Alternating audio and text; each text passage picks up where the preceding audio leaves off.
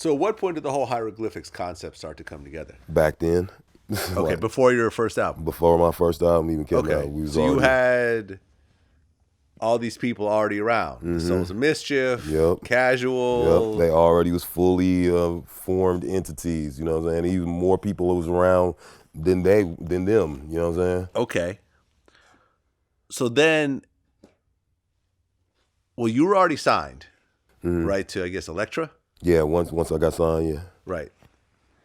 But then Souls of Mischief started getting, well, the other Hieroglyphics members started getting signed. So Souls of Mischief got signed, And Casual got signed. And then before your second album, Souls of Mischief dropped. Right? Around the same time. Around the same time? Yeah, around the same time. Okay. I thought they dropped first by like a little bit, but I remember They probably did, yeah. Okay. So then the Souls of Mischief comes out, and it's like it blows up. 93 Till Infinity ends up becoming the biggest Hyro single.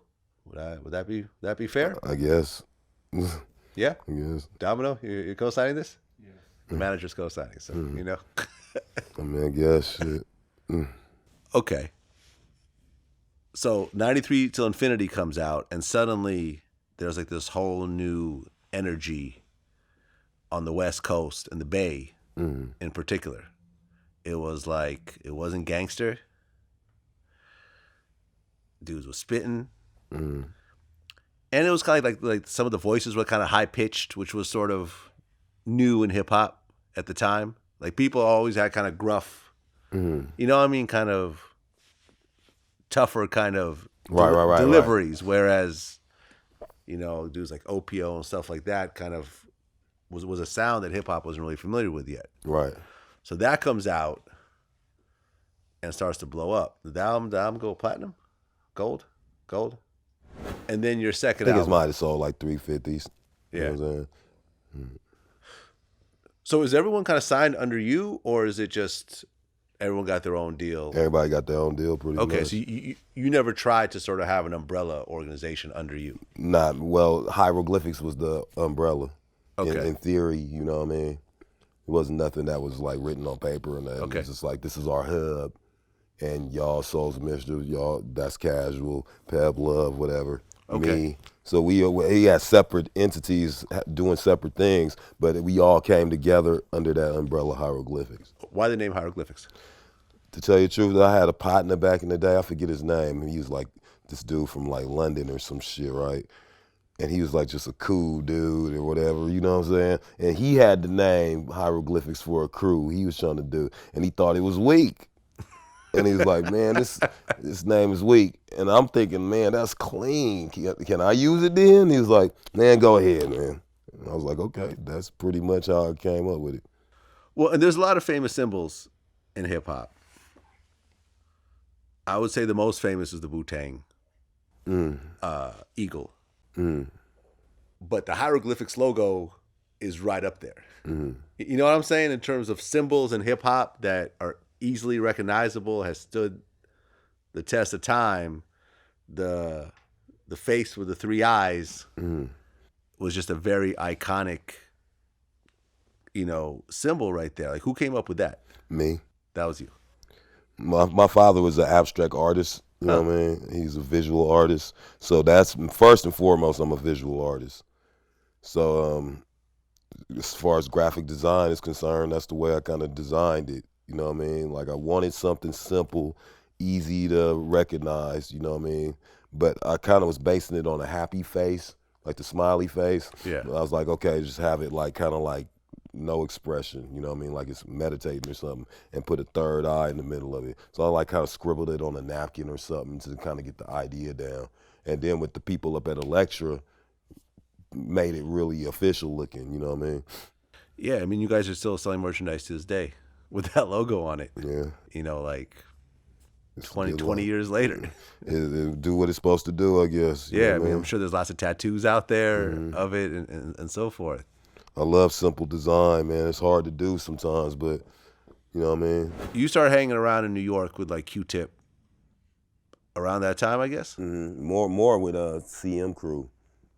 Who's that? CM Crew is like your MF Doom, you know Oh, what I'm saying? okay. Yeah, he was Zevalov X back then, Sub Rock, Right, from KMD. Cotty and Curious and his whole crew. That's his crew, CM Crew, Constipated Monkey. Okay. Oh, yeah. Okay. Yeah, Dante, I'll be with Dante. I'll be with Dante a lot, you know what I'm saying? Sometimes I'll be with Sophia Chang, you know what I'm saying? right, because you and the Souls of Mischief ended up on the Tribe Called Quest album cover Yeah. for was it Midnight Marauders? Yeah. I used to fool with Tip quite a bit too though, don't get me wrong. Yeah, I mean he showed up on one of your songs at one point. Undisputed Champs. Yeah. Right. B-side. Okay. Yeah. Okay, so then you come out with your second album, and I feel like a totally different sound than the first album. Yeah, I guess. Jazz samples, kind of dustier kind of beats, and you know what I mean? And I guess you did a lot of the production? Yeah. Dom did a lot of production too though. Domino did the production and so forth. He did probably about half maybe, right? 3 or 4, yeah. And I think most people feel that's their favorite Del album. Yeah. I think it meant something that time and what it meant to him at that time. You know what I'm saying? It was just crazy. So yeah, I think for that reason, you know what I mean, just the whole thing combined. You know what I'm saying? Right, because then you dropped, and then Casual dropped, and now Hieroglyphics is like a movement. Yeah. Now people starting to see like, okay, y'all really is doing something. You ain't just talking out your ass or whatever. You know what I mean? Because everybody think you full of shit till you fucking do something with it. Then all of a sudden it's like, oh, wow, you really are like doing something. Like, yeah, I was telling you that's what we was doing. It take work first. You know what I'm saying? Yeah. And it kind of ushered in a new kind of sound. Like along with you guys, you know, you had the Pharcyde coming out of LA.